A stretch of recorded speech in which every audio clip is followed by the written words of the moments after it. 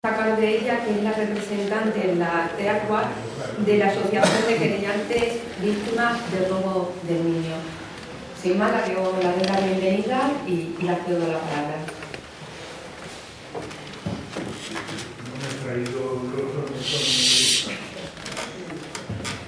Hola, buenas tardes. Muchísimas gracias por invitarme a estar aquí en esta tertulia republicana. Muchas gracias por la presentación y bueno, tengo que mencionar a Sagrario y a Asun, que se pusieron en contacto conmigo para poder venir aquí. Hoy lo cierto es que es un día para nosotros, para las víctimas por el robo de niños, un tanto especial y también un tanto triste, porque esta misma mañana pues nos hemos levantado con una noticia que proviene de la Fiscalía General del Estado, donde habla de un informe donde, bueno, si no de una manera explícita, sí de una manera implícita, prácticamente pues dan carpetazo a todos nuestros casos, ¿no?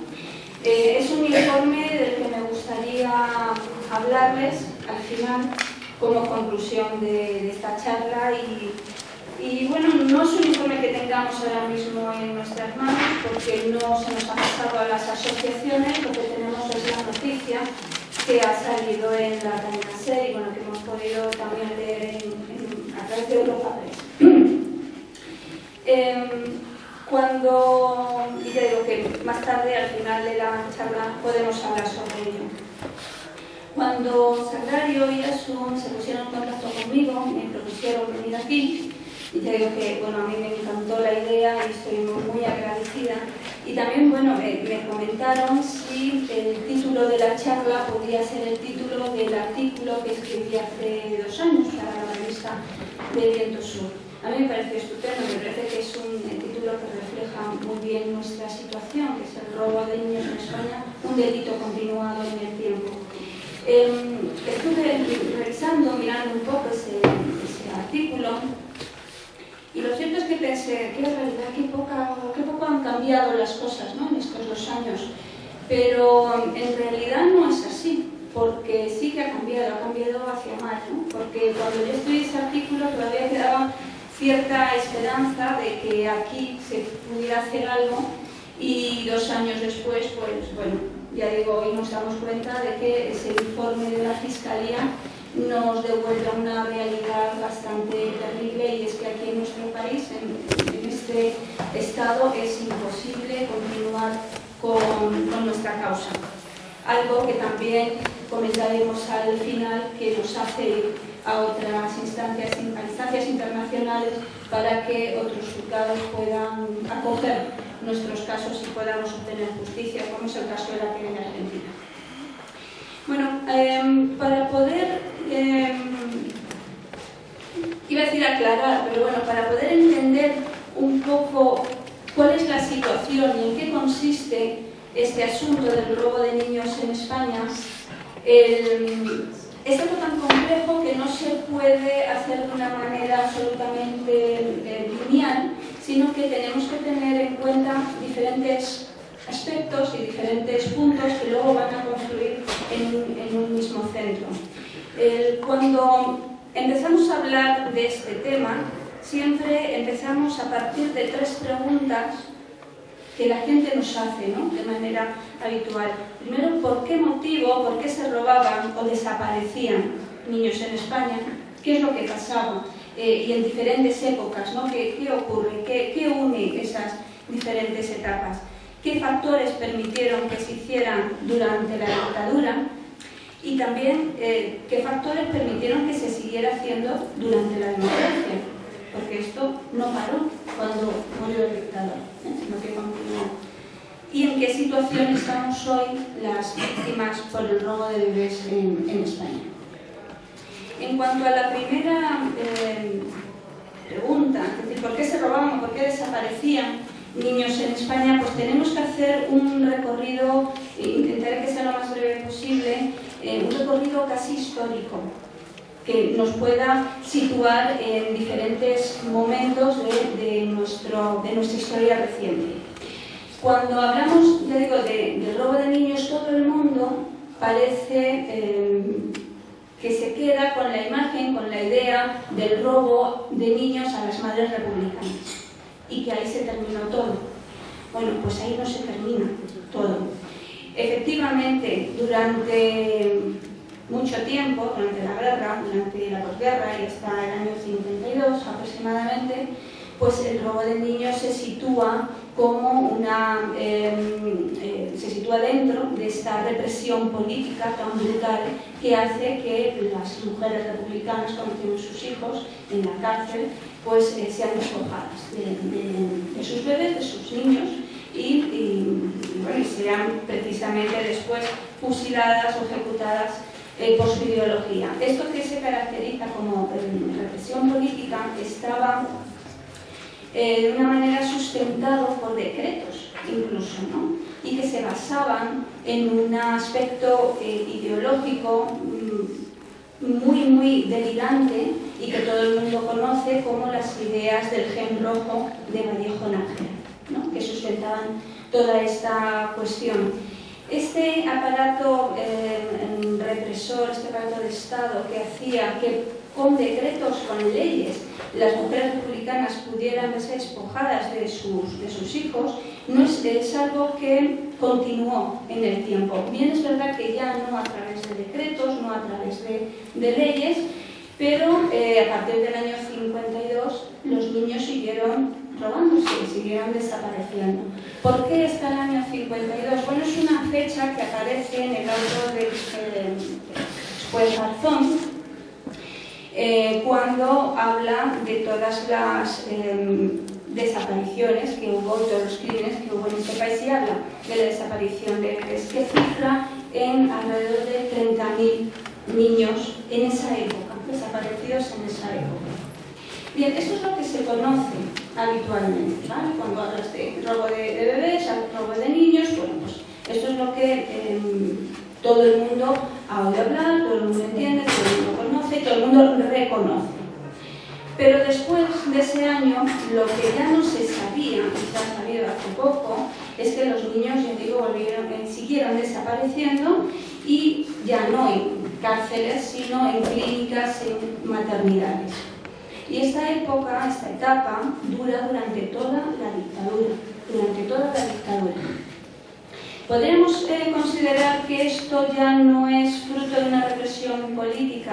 Sigue siendo fruto de una represión porque se ubica y se enmarca en un Estado dictatorial y donde están implicadas instituciones del Estado, porque los niños desaparecen en maternidades y en instituciones donde hay funcionarios que son las bases de las estructuras estatales en aquel momento, y allí, bueno, pues están y se ven implicados no solamente médicos, la iglesia, también religiosos, y los funcionarios de los archivos y de los registros, ¿no? Y los notarios y los cementerios, porque para que un niño desaparezca de una familia y aparezca en otra, pues no solamente se precisa la actuación de una monja, como parece que nos quieren hacer creer, sino que se necesita de toda una, voy a llamar organización, pero bueno, una serie una serie de tramas donde están implicados desde luego más de una persona.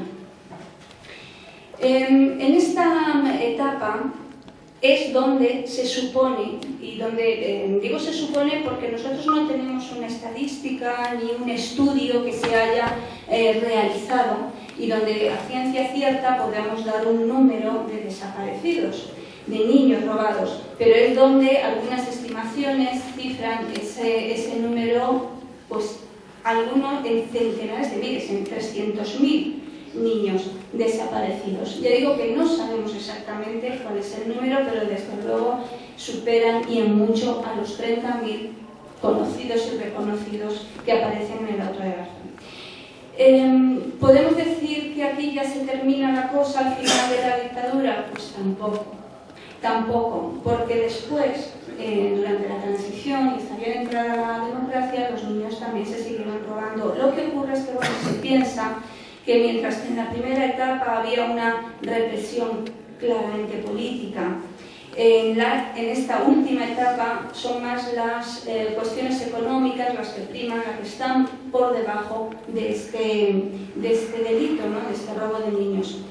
¿Qué es lo que sustenta entonces esa segunda etapa más grande y más prolongada en el tiempo? Bueno, pues desde luego sí hay una represión, es una represión social e ideológica. Si nos fijamos un momento, nos paramos un momento a pensar dónde estaba el objetivo, es decir, quiénes eran las víctimas, podemos darnos cuenta que el objetivo no variaba tanto. Es decir, si en la primera etapa estamos hablando de las madres republicanas, en la segunda etapa estamos hablando de familias humildes, estamos hablando de madres solteras, de familias numerosas, de unas familias de una población claramente desfavorecida. No tenemos constancia de familias pudientes que se quedaran sin sus hijos. La inmensa mayoría de los casos que conocemos responden a una población víctima, que es una población absolutamente desfavorecida, que digamos, el mismo objetivo que podríamos decir de las madres republicanas. Bueno, el objetivo cambia muy poco, sigue siendo, nosotros siempre decimos, el sector perdedor, ¿no?, que estamos hablando además de muchas décadas, de mucho tiempo, donde la represión se ve favorecida precisamente por la impunidad existente en aquel momento, con lo cual para nosotros hay una clarísima vinculación entre el robo de niños y toda la represión del Estado dictatorial que en aquel momento existía. El hecho de que continuara durante la democracia, buena parte de la democracia, tiene una explicación. No voy a entrar en el debate de lo que supuso, de lo que fue la transición, porque eso es otro debate, me parece interesante, pero realmente para esta charla quizás no sea ni el momento ni la justificación de lo que voy a decir, pero sí es necesario indicar que no hubo una ruptura total con la dictadura cuando entró la democracia. Es decir, que hubo una línea, una especie de continuismo donde las estructuras de poder pudieron seguir ejerciendo su poder. Simplemente. Y funcionarios que estaban en cargos durante la dictadura también siguieron estando en cargos durante la democracia. Y doctores o funcionarios que estaban causando ese robo, esa desaparición de los niños, siguieron actuando después. Que eso fue fruto de una mala gestión en el paso de la dictadura a la democracia, ya digo que eso es otro debate que podríamos establecer, pero la realidad es esa. Ruptura no hubo y tal y como se organizaron las cosas y cómo se gestionaron las cosas, pues provocó que este delito continuara en el tiempo. De ahí el título del artículo y el título de la charla. Pero, ¿qué es lo que hizo? ¿Qué factores permitieron que esto se produjera durante tantísimo tiempo? Porque claro, es que estamos hablando de décadas, que estamos hablando de muchísimos años. Para nosotros, por las investigaciones que hemos hecho, las lecturas, el contacto con las víctimas, hemos podido observar que había fundamentalmente varios factores. Por un lado, el silencio y el miedo, y por otro lado, la impunidad, ¿no?, de la que he hablado un poquito. En cuanto al silencio y el miedo, ¿a qué silencio y a qué miedo o de quién estamos hablando? Pues sobre todo de las víctimas. Bueno, hablo de víctimas, me refiero a las familias y también a los niños, a esos niños robados, y también el miedo de la sociedad. Voy a explicar un poquito en qué consiste esto, qué es lo que pensamos nosotros que ocurrió. Cuando hablamos del silencio, cuando hablamos del miedo, creo que para todos está claro en qué época nos situamos. Estamos hablando ya, estoy hablando en concreto de la segunda etapa, donde los delitos a lo mejor no se producen por derecho, porque hay leyes, pero sí se siguen produciendo de hecho.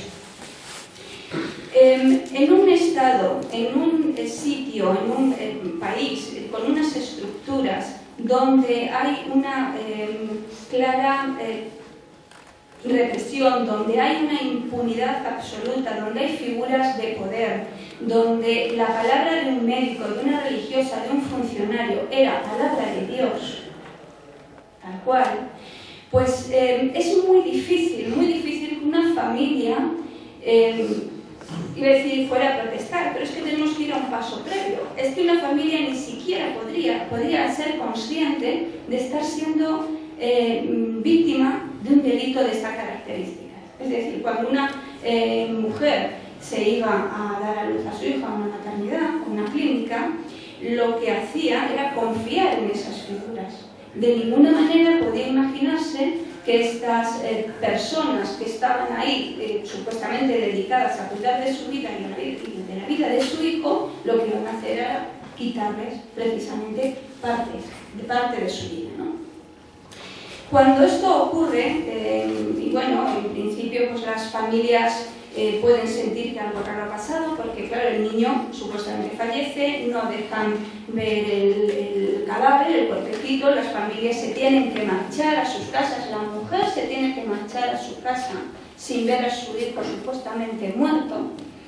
Pues lo que ocurre en esa mente y en esa familia es algo realmente trágico. Pero porque la mujer, en caso de que pueda protestar o que pueda pensar que algo ha sucedido, que efectivamente algo raro ha pasado porque no ha visto a su hijo muerto, empieza a tener dudas, no podía ni siquiera comentar ni exponer esas dudas, porque inmediatamente hasta la propia familia le decía, bueno, puede ser que tú no hayas superado la muerte de tu hijo, no superado, es una mujer en duelo, está medio trastornada, tienes que dejar pasar el tiempo, esto te ha afectado, porque nadie podía asumir ni suponer que esto tan horrible y tan aberrante podía estar pasando. Claro, la mujer pensaba, las mujeres pensaban que eso les sucedía solamente a ellas, ni siquiera lo podían comentar. Ni con su familia, ni con sus vecinas. Por supuesto, si iban a su confesor, pues ya se puede imaginar lo que recibían, ¿no? Y aquellas mujeres que seguían protestando, y esto ha ocurrido, podían llegar a terminar en la planta de psiquiatría de un hospital, ¿vale? Que eran consideradas locas. Con lo cual, ¿qué recurso tenía la mujer? Callarse. El silencio. Pasa el tiempo y claro, cuando empiezan a surgir todos estos casos en televisión, pues esas que son los niños ya adultos que están dando el paso para buscar a sus familiares biológicos, pues las madres empiezan a pensar que no estaban tan locas, que podían tener razón y empiezan a generar otra serie de sentimientos que va desde la culpabilidad por no haber estado quizá muy presente en ese asunto de ese robo, esa desaparición, como si pudieran estar presentes en ese momento cuando realmente las estaban llamando locas, ¿no? por lo que ellas dudaban o pensaban. Empieza también a surgir esa impotencia, esa inquietud, ¿dónde está el hijo? ¿Cómo podemos empezar a buscarlo? Y todos esos procesos que todas las víctimas hemos tenido en esta búsqueda de nuestros familiares, ¿no? La dificultad para conseguir documentación, esa, ya digo, sobre todo también el miedo cuando piensas si en algún momento logras encontrar a tu niño, a tu hijo, a tu hermano, si en algún momento ha podido pensar que la familia lo abandonó. Claro, es que es una maraña de dudas, de miedos, de sentimientos, que lo único que hace es que la víctima vuelva otra vez a ser víctima de todo este delito. Todos esos factores emocionales hacen que el mundo de las víctimas, del colectivo de bebés robados, realmente sea un colectivo sufriente, un colectivo que parte del dolor, sigue con el dolor, continúa con el dolor y termina en el dolor, porque los niños siguen sin aparecer y las autoridades siguen sin ayudarnos. En cuanto a los niños, pasa algo, digo niños porque en la mente de las familias que buscamos sabemos que estos niños ya no son tales, ¿no? Que son hombres, que son mujeres, pero que bien es verdad que para nosotros siguen siendo nuestros niños desaparecidos. Ellos también están buscando. Y son ellos los que alrededor del año 2008-2009 dan el paso para buscar a sus familias biológicas. ¿Y por qué dan el paso? Bueno, pues porque cuando sus padres adoptivos llega el momento en que ya están enfermos, en que se ven próximos a la muerte, les confiesan en muchos casos que fueron comprados. Nunca se habla o nunca hablan directamente del robo, pero sí de una compra, con lo cual el niño en cuestión puede llegar a pensar, ese hombre, esa mujer puede llegar a pensar que esa compra, lo que hay detrás es un robo y es simplemente una mercancía robada y vendida.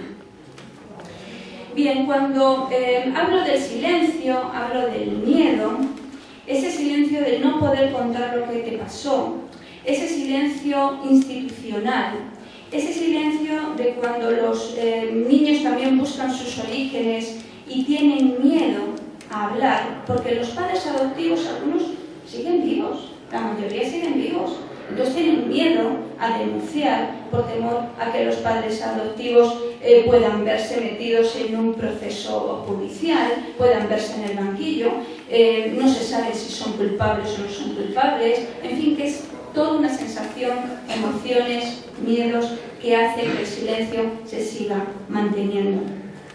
El silencio de la sociedad, pues también, porque hace poco, bueno, hace un ratito, decía Virginia, ¿no?, que conocidos suyos le decían, bueno, si es que esto se sabía, si es que esto era conocido por todo el mundo, pero se callaba, no se decía nada. ¿Es que acaso cuando los niños se robaban, no había nadie alrededor que no se percatara de que algo raro estaba sucediendo? ¿Qué pasaba con las matronas, con los médicos, con las enfermeras que estaban alrededor? ¿Qué pasa con esos padres adoptivos? ¿No veían algo extraño en que les pidieran dinero? Era algo que se conocía, que se sabía, pero que desde luego nunca se difundió de una manera clara, de una manera abierta, y por tanto la mayor ocultación venía de las propias estructuras de poder y de esos funcionarios que, ya digo, formaban la base de esas estructuras.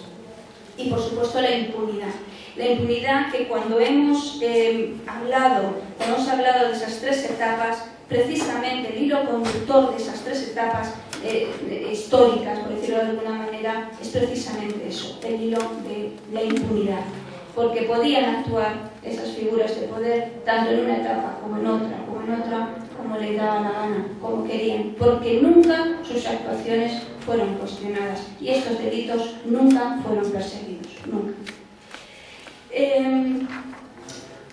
¿Qué es lo que ocurre cuando ahora mismo nos encontramos en este país? ¿En qué situación estamos hoy las víctimas? Bueno, pues podemos hablar de este tema desde dos puntos de vista, desde una cuestión social y desde una cuestión legal. En cuanto a la cuestión social, vemos que hay casos que salen a la luz, que ha habido reencuentros, realmente conocidos muy pocos, y volvemos otra vez a hablar de ese silencio y de ese miedo, ¿no? Los casos de reencuentro no se están dando a conocer, conocemos algunos a través de los medios de comunicación, pero estamos convencidos y sabemos que hay muchos más de los que salen a la luz y en los medios de comunicación. Y en cuanto a los medios de comunicación, esto es un problema que tenemos, porque si bien hay que reconocer que en algún momento nos ha ayudado a difundir la causa, más que la causa, difundir los casos, es cierto que nunca han hecho un trabajo de manera que profundizara en las raíces de todo esto. Cuando se habla del robo de niños en España, en los medios de comunicación no se habla de factores políticos, no se habla de factores ideológicos, se habla casi única y exclusivamente de los factores económicos que dieron lugar a este delito y que por eso se prolongó hasta bien entrada la democracia. Hay mucha gente que argumenta, bueno, si es que como robaban niños en la democracia, ¿por qué hablamos de cuestiones ideológicas? Como si de repente se muriera el dictador, hubiera unas elecciones democráticas y aquí ya todo el mundo es demócrata y todo es... pues no, aquí las cosas se continuaron haciendo como se hicieron. Entonces, los medios de comunicación, ya digo que si bien hay que reconocer y agradecer la discusión que hacen de los casos, no están tratando la causa. Nos plantean, nos presentan como causantes de toda esta barbarie, pues a una monja, a un director de una clínica, que hay varios imputados, pero no establecen una relación entre todo eso, no establecen lo que realmente hay, o hubo, que es una gran trama donde estaban implicadas las estructuras del Estado. No me canso de repetirlo. Estos no son delitos aislados, como en alguna ocasión el anterior fiscal general del Estado, Torres Dulce, decía: estos delitos son asuntos familiares, son delitos aislados, que no tienen nada que ver con el franquismo, que son cuestiones que no siguen un patrón generalizado, cuando precisamente sabemos que es justo lo contrario. Claro que hay un patrón, claro que, y de hecho, la gente cuando veía las noticias en televisión se reconocía. Nosotros, en nuestra familia, estamos buscando a mi hermano mellizo y empezamos la búsqueda porque nos reconocimos en esas noticias. Claro que había un patrón y, por supuesto, era una enorme práctica generalizada donde estaban implicados multitud, no solo de factores, sino también de personas y de figuras, como he dicho antes, funcionarios y figuras de poder. ¿Qué es lo que ocurre también en cuanto a la cuestión legal? Bueno, pues la cuestión legal, mientras que la cuestión social no solo no nos da visibilidad, sino invisibilidad, la cuestión legal lo que hay es una desinformación absoluta. Normalmente, en los medios de comunicación se habla de todas las denuncias que están puestas, que el gobierno se mueve, que el Ministerio de Justicia está actuando, el anterior ministro, Gallardón, que había abierto una oficina, que estaba haciendo mucho caso a las víctimas. Bueno, en realidad, ¿esto en qué se ha quedado? Pues ya digo, en un informe de la Fiscalía que ha salido, del que tenemos noticia esta mañana, donde, bueno, ahora comentaré algunos aspectos que nos dejan un sentimiento absolutamente desolador. Hay un archivo masivo de denuncias. Y le voy a comentar, porque lo he traído aquí, las cifras. A lo largo de 2 años, desde que se inició el trabajo coordinado de las fiscalías de toda España, se han abierto diligencias de investigación por 1.827 casos de niños robados. De ellas, 494 se han presentado ante los jueces y 1.229 se han archivado. A mí no se me dan muy bien los números, pero esto me parece que es muy claro, ¿no?, lo que está pasando. Hay un archivo absolutamente masivo. Digo que no es el informe esto, sino que es la noticia que ha salido relacionada con el informe. Presentan diferentes causas de por qué se están archivando, y hay una cuestión que a mí me ha sorprendido, porque dice que en ningún caso el archivo de las denuncias se ha sustentado en la prescripción de los delitos investigados. Bueno, es cierto que en la Fiscalía, en diciembre del 2012, aparece una circular donde precisamente se intenta que la prescripción no sea un motivo de archivo porque se tipifican estos delitos como delitos de detención ilegal con carácter permanente, de forma que hasta que no aparezca el niño no cuenta el periodo de prescripción.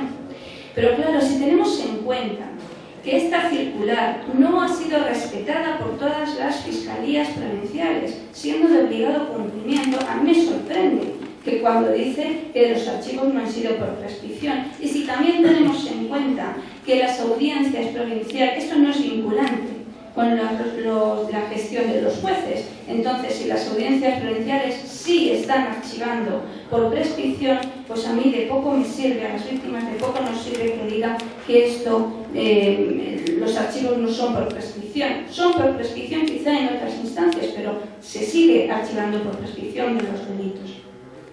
No habla, por supuesto, de las complejidades y de las dificultades que tenemos para acceder a la documentación. Lo que dice es que, bueno, es muy difícil localizar las historias clínicas, que, bueno, se ha pasado mucho tiempo, que es muy complicado encontrar ahora testigos que puedan hablar del asunto.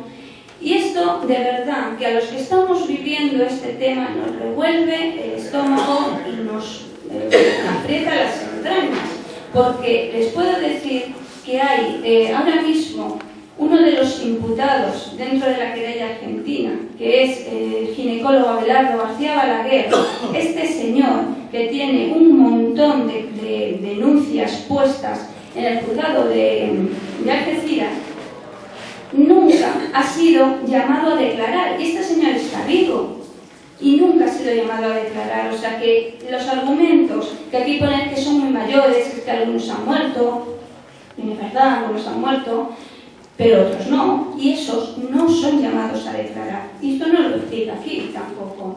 Y ya lo que es realmente desolador es cuando terminan diciendo que hay un descenso de denuncias, probablemente los resultados de compatibilidad de los restos hallados en los nichos con los ADN de los progenitores y las propias manifestaciones realizadas sobre las dificultades y coste que implican las exhumaciones en fosa común sean factores que, junto con otros de indudable importancia, como lo son las dificultades de investigación de hechos transcurridos hace 30, 40 o incluso 50 años, dan lugar a que los afectados desistan de su interposición de denuncias.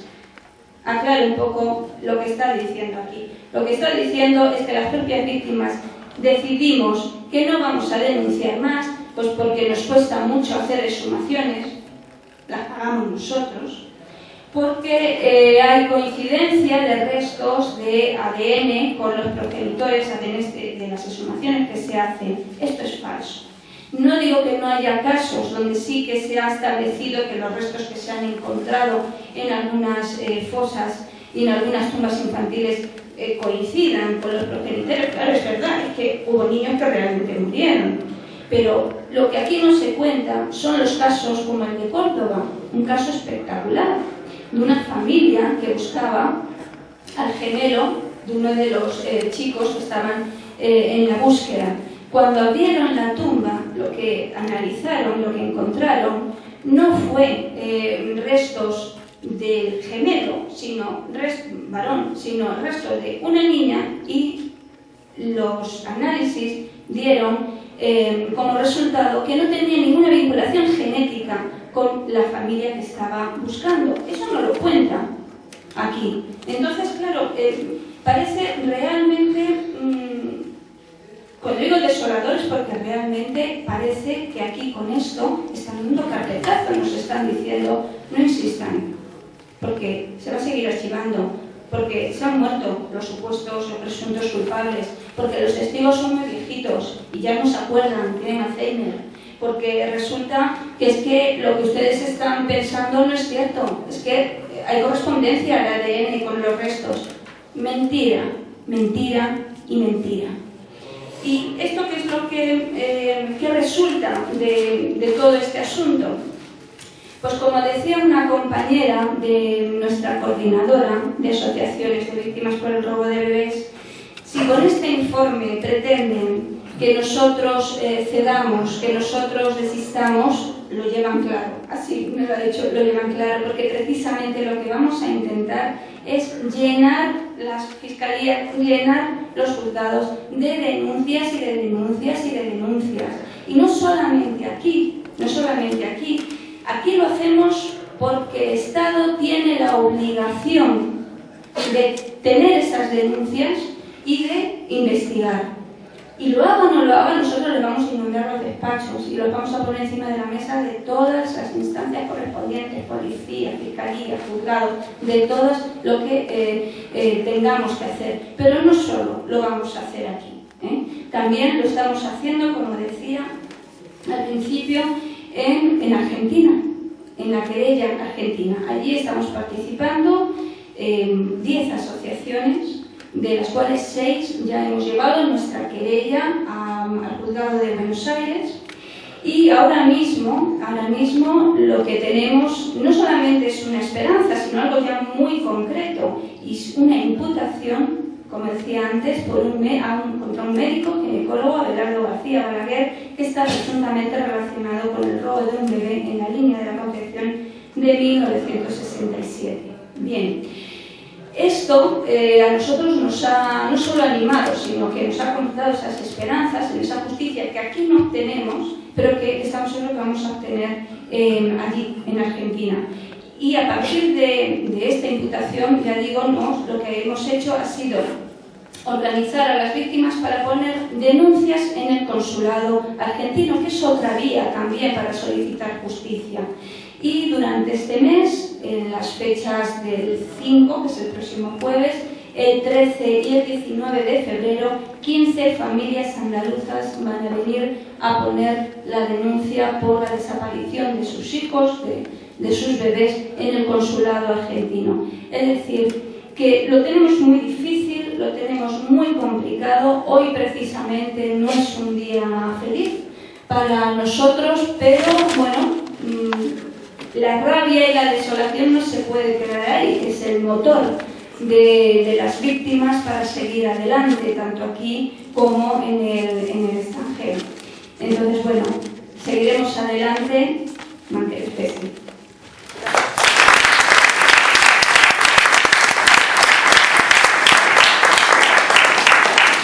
Bueno, vamos a iniciar un diálogo. Si alguien quiere preguntar algo.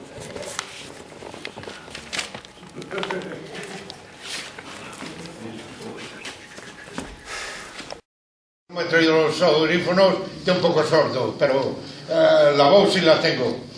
He escuchado, pero aquí no, me parece que no he oído nada de la complicidad de la Iglesia en este robo de los niños, porque fueron ellos los que, las monjas implicadas, y vendían los niños. No quitaban, como decía uno, a lo mejor algunos niños han sido beneficiados a personas así. Es que las vendían y hacían un negocio padre. Yo tenía un compañero en la oficina que su mujer no tenía hijos. Se marchó a Canarias, así, y se puso una toalla allí y a los 2 meses vino con un niño de Canarias, claro, de esas monjas que hay allí, que decían que estaban complicadas con la de Valencia, y a los 2 meses vino con un niño de Canarias, claro, comprado, claro, vendido. Eso no se habla, claro, la Iglesia ha sido cómplice de eso. Principalmente cuando se hablaba como una de las causas, la persecución política e ideológica. Yo pensaba también que en principio podía estar asociada a esa falta preocupante que hay de memoria histórica democrática en este país. Yo desde que tengo uso de razón recuerdo a las madres, a las abuelas de la Plaza de Mayo, pero nadie me había hablado que en mi país había existido lo mismo y con otro condicionante, que había sido más largo, más continuado en el tiempo, ¿no? Y un poco hablo de esta falta preocupante de memoria histórica porque sobre todo la gente de mi generación no es consciente de la crueldad del fascismo que aún en las escuelas se sigue enseñando como autoritario y no totalitario. Aún en las escuelas está prohibido tacharlo de fascismo porque le señalan con el dedo, soy docente. Y yo creo que gran parte de esa invisibilidad y esa información pues viene acarreada del problema, como ya digo, que tiene este país de falta de memoria histórica, y por supuesto cuando hablas de Vallejo Nájera y le puedes comparar de cierto modo, como yo he podido hacer en conversaciones con gente de mi edad, diciendo si nosotros tuvimos nuestro Mengele español, Vallejo Nájera, la gente te tacha de loca, dice, qué loca, ¿sabes? Entonces, bueno, yo creo que ese es un punto que nos hace pensar, o que a mí, por ejemplo, llego a la conclusión esa de por qué en este país estamos en las condiciones que estamos y eso, esa falta preocupante de memoria histórica. Pues responde a estas tres preguntas y ya las 5, porque ya va a ser la monta. Eso después. Vale. Bueno, he tomado algunas notas y lo cierto es que me parecen las intervenciones todas honestas, sinceras y muy, muy interesantes. Cuando Román hablaba de la dignidad. La dignidad, claro que existe, la dignidad de las víctimas, ¿no? Son las que fundamentalmente están poniendo en marcha y es el motor de todos los, diría, movimientos o cambios que se pueden estar produciendo y que se van a producir en el futuro. Claro que hay dignidad y vergüenza. Esta sala está llena de dignidad, ¿no? Y eso es importante, y esa es la esperanza que también tenemos. Hay una frase que yo siempre digo y es qué larga es la sombra del franquismo que todavía hoy nos cubre, ¿no? Y es verdad que no es que podamos decir, está el franquismo aquí, lo que hay son unas consecuencias muy claras de toda esa época que vivimos, ¿no? Y que son consecuencias que ahora mismo están aquí. O sea que de verdad que no nos tenemos que ir a 1978. O sea, es que hoy, en el 2015, esto está aquí y son las consecuencias de aquel entonces. Cuando hablábamos del miedo, Román, cuando tú comentabas, es que ¿cómo es posible que en esta sociedad todavía esta falta de dignidad, de vergüenza, de tanto miedo? Pues porque muchos no hemos sido conscientes de que ese miedo lo teníamos, vamos, en la médula. O sea, era una cosa realmente que es que nos venía ya casi en los genes, de una generación a otra. Ha habido aquí varias generaciones con mucho miedo. Y yo voy a contar una anécdota que, bueno, llegado siempre a este punto la cuento, mis hermanos que están aquí, mis amigos que siempre vienen a escucharme, que no sé cómo vienen porque siempre cuento lo mismo, pero bueno, es una anécdota que puede resultar graciosa, pero que de verdad que tiene un fondo de tristeza importante. Yo tengo una hija que ahora mismo es ya muy mayor, tiene 18 años, está en la universidad. A mí me parece muy mayor. Y ahora es una activista estupenda y maravillosa. Pero cuando era muy chiquita, claro, nos oías hablar de Franco, de la dictadura, y de repente un día, pues, no sé, no creo que tuviera más de 6 añitos, volviendo del colegio, me preguntó, mamá, ¿y quién es Franco? Y entonces yo le empecé a explicar quién fue este personaje, ¿no? Y le empecé a explicar qué vivíamos con él, de qué forma, de qué manera, y yo notaba que cada vez mi hija se iba poniendo más cerca de mí, hasta que ya, de repente, estando muy cerquita, me dice, mamá, ¿por qué hablas tan bajito? Entonces, de repente, o sea, a mí, aquí en la cabeza me hizo un tic, aquí un clic, ¿no? Decir, bueno, ¿qué me ocurre? Estoy hablando del año ya 2000 y pico, o sea que es que, y todavía hablaba en voz baja cuando hablaba de Franco. No era ni siquiera consciente de que eso estaba sucediendo. Por eso yo creo, Román, que es muy importante cualquier charla, cualquier tertulia. Yo estoy siempre agradecidísima de venir, de contar. Siempre digo a mis compañeros, hay que hablar con la vecina, hay que hablar con el tendero, hay que hablar con el carnicero, hay que hablar con todo el mundo y hacer presente lo que ha sido algo subconsciente en nuestra vida, ¿no? ¿Por qué? Porque solamente el despertar de la conciencia es lo que te hace poder seguir luchando. Es lo único, es lo único. Y cuando hablabas de las concentraciones, pues claro que es verdad, y nosotros nos concentramos también, el colectivo de bebés, bueno, 2 asociaciones por ahora, en Sol también, ¿no?, que es nuestra puerta los primeros domingos de cada mes. Yo les invito, por supuesto, a que vayan allí con nosotros, y es verdad que hay poca gente, ¿no? Entonces, esto que sea en los medios de comunicación, que no hacemos más que dar charlas, conferencias, y de repente nos podemos encontrar con 20 personas allí, pues ¿qué está ocurriendo, no? Bueno, pues nosotros en Sol lo que hacemos es concienciación ciudadana y es información a todo aquel que quiera escucharnos. Y Virginia, cuando hablabas de Argentina, yo he tenido el privilegio y el honor de hablar con las abuelas, con Estela de Carlotto, con Nora Cortiñas, con estas mujeres, digo mujeres con orgullo, ¿no? Y también he podido comprender no solamente la lucha, que obviamente como vivimos la misma experiencia, cómo no comprenderlo, pero a mí me ha emocionado, me emocionó profundamente cuando las dos y otras madres y otras abuelas me decían: no bajéis los brazos, no bajen los brazos, sigan siempre con los brazos en alto, luchando, solicitando y pidiendo y buscando a vuestros niños.